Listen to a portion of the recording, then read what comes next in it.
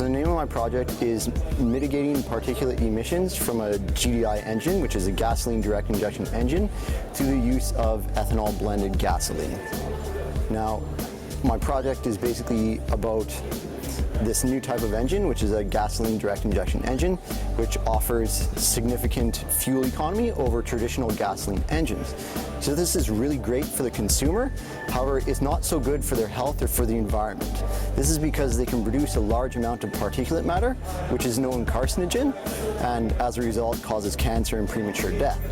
However, some research on this area has shown that ethanol blended fuels can reduce the particulate matter, and so we're looking into the feasibility of being able to do that.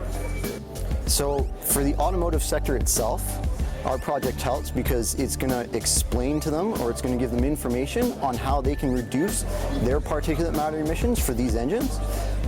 As a result, the government is actually going to be making legislation for emissions targets that they're going to have to meet. So we're going to be providing them with essential information so that they can make sure that their engines meet these emission targets. So we looked at the acceptability of 1- and 3-screen simulators to assess driving capacity. Everybody's seen older drivers in the news lately. There seems to be growing concern about how safe they are on the road. And it's important to note that crash risk is not due to age itself.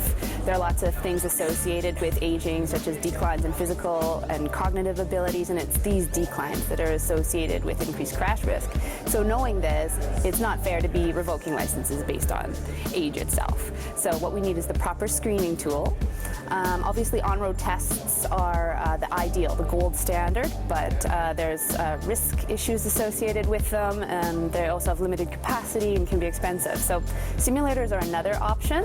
Performance on simulators corresponds really well to on-road driving performance.